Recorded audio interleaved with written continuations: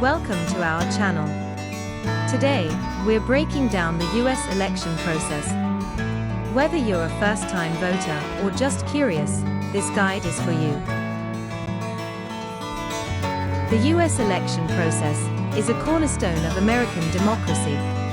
It's a multi-step journey that determines who will lead the country. Overview of the presidential election process. The process of electing a president takes almost 2 years. First, the candidates register with the Federal Election Commission to run for president and announce their intentions to run for presidential post. Next, primary and caucus debates take place.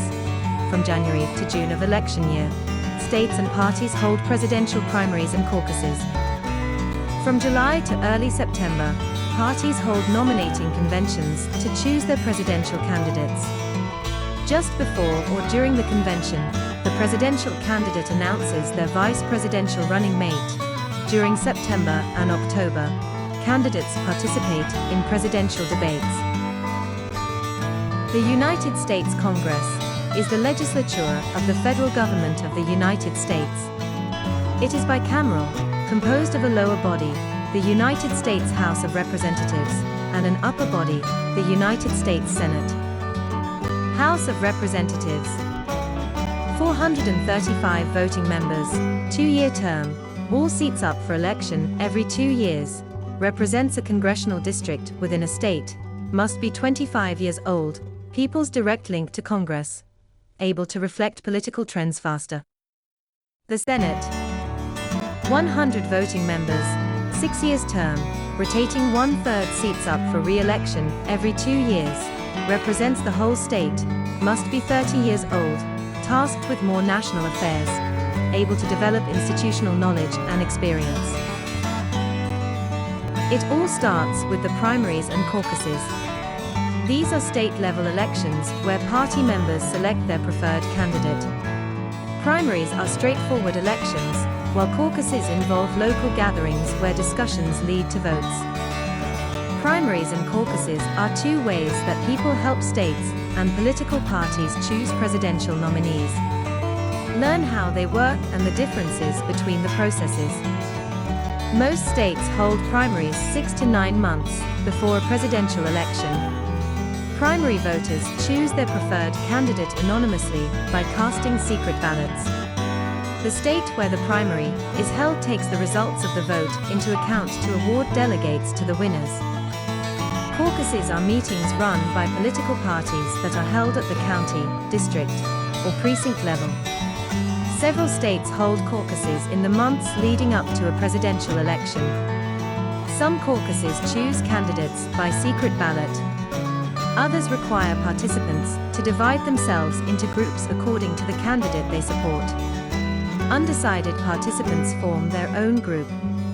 Each candidate's group gives speeches and tries to get others to join their group.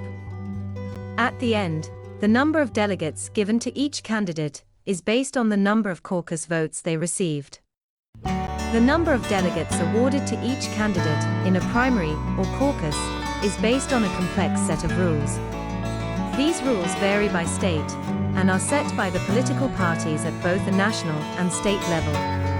In most cases, the people chosen to be delegates are active party members, leaders, or early supporters of one of the candidates. Once delegates are selected, they go on to represent their state at national party conventions. Next up, the national conventions. Each party holds a massive event to officially nominate their candidates for president and vice president. Once the nominees are set, the general election campaigning kicks off. Candidates travel across the country, sharing their policies and trying to win voter support. Election day falls on the first Tuesday after the first Monday in November. Voters cast their ballots, not directly for the president, but for electors who form the Electoral College. The Electoral College is a unique feature of US elections. Each state has a certain number of electors based on its population. These electors cast their votes for president. A candidate needs at least 270 out of 538 electoral votes to win. Finally, Inauguration Day. The newly elected president is sworn in on January 20th, marking the beginning of their term in office. Thanks for joining us on this journey through the US election process. Don't forget to like, share, and subscribe for more educational content.